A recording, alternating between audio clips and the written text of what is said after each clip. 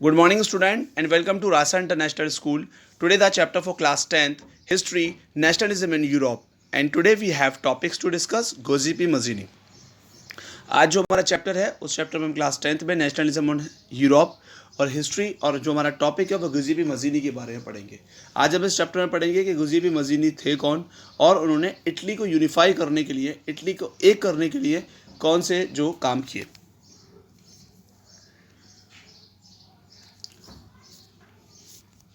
तो now who was Giuseppe Mazzini. तो हमारा पहला क्वेश्चन यही बनता है कि गिउसेप्पे मज़ीनी जो है वो कौन थे।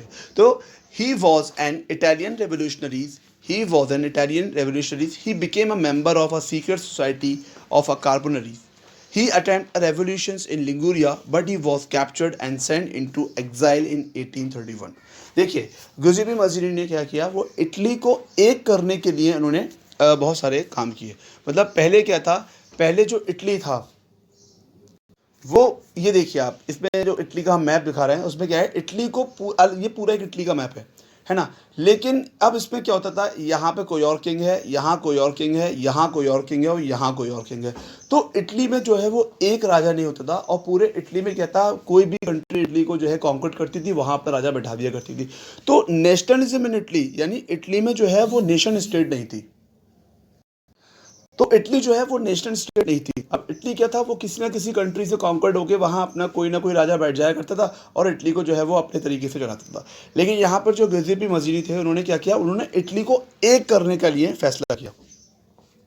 तो सबसे पहले उन्होंने क्या किया, he was an Italian revolutionaries, he became a member of secret society of the Carbonaries, he attempted revolution in Liguria but he was captured and sent into exile in 1831। उन्होंने इटली को एक करने के लिए उन्होंने क्या किया, उन्होंने एक सीक्रेट सोसाइटी बनाई कार्बोनरी में। लेकिन लिगुरिया के पहले रेवोल्यूशन में जब उन्होंने पहली क्रांति लिगुरिया में की तो वो पकड़े गए और उनको एग्जाइल कर दिया गया 1831 में। तो what is the meaning of exile? Exile का मतलब होता है देश निकाला, उनको देश से निकाल दिया गया। He subsequently established the two secret society, Young Italy in Marseilles and Young Europe in Bern. अब वो जब देश से उनको निकाल दिया गया तब भी उन्होंने अपना रेवोल्यूशनरीज का काम जो है वो बंद नहीं किया और वो लगातार जो है वो रेवोल्यूशनरीज में क्रांति के जो काम में वो लगे रहे। तो उन्होंने अपनी पहली पार्टी बनाई यंग इटली, कहाँ, मर्सेलीज में, और दूसरी पार्टी बनाई यंग यूरोप इन बर्न में। The society had a vast base with the member from many countries like Poland, France, Italy and German. अब इनकी जो एक सोसाइटी थी, इनकी जो पार्टी थी, उसमें बहुत सारी कंट्री के लोग उनसे जुड़ने लगे, जैसे कि France, Poland, Italy, and German state. Mazzini believed that God had intended nation to be a natural units of mankind. So Italy could not continue to be a patchwork of a small state and kingdom. Mazzini का belief था, Mazzini का ये belief था कि जो God है उसने पूरी कंट्री को चलाने के लिए एक राजा बनाया है। किसी का ये राइट नहीं बनता कि वो कंट्री को तोड़ दे, कंट्री के टुकड़े कर दे और उसको अलग अलग कंट्री में अलग अलग राजा बैठे।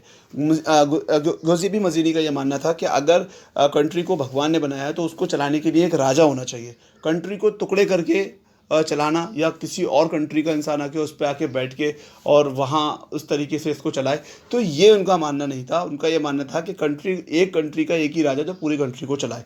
तो एकीकरण में जो इटली का जो यूनिफिकेशन था उनका ये मानना था। It had to be forged into a single unified republic with a wider alliance of nations. The unifications alone could be basis of the Italian liberty. अब यहाँ पे देखिए, यहाँ मैप भी है, मतलब उनका ये मानना था कि अगर पूरा इटली अपना जो एक कंट्री है वो पूरी कंट्री जो है वो एक राजा के हिसाब से चलनी चाहिए। और अगर ये वाली फीलिंग्स किसी में आनी चाहिए तो वो किससे आएगी, इटालियन लिबर्टी, यानी पूरे जो इटली है, इटली के जो लोग हैं उनको लिबर्टी दे दी जाए अपना नेता चुनने के लिए। यानी वो साफ साफ यहाँ पर मोनार्क सिस्टम को डिनाइड कर रहे हैं और सपोर्ट किसको कर रहे हैं, डेमोक्रेटिक सिस्टम को। यहाँ पर गिउसेप्पे मज़ीनी किसको सपोर्ट कर रहे हैं, the Giuseppe Mazzini support the democratic system and denied the monarchy system. वो मोनार्क जो सिस्टम था उससे वो काफ़ी ज़्यादा नाराज थे। And the next topic is, following his model, secret society were set up in Germany, France, Switzerland, and Poland. Mazzini's relentless opposition to monarch and his vision of democratic republic flattened to the conservative.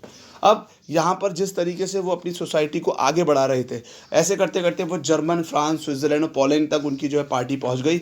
और Mazzini का ये लगातार जो बढ़ते हुए कदम थे उससे डरे कौन? कंजर्वेटिव। अब now the question is who were conservative.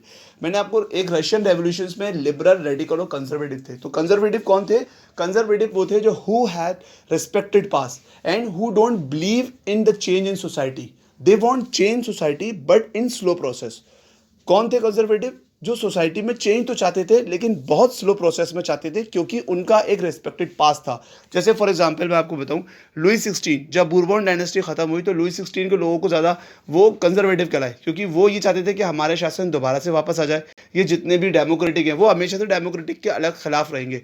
Conservative लोग थे वो कौन थे? जो डेमोक्रेटिक को चाहते नहीं थे कि डेमोक्रेटिक आए, वो चाहते थे कि मोनार्क सिस्टम ही रहे।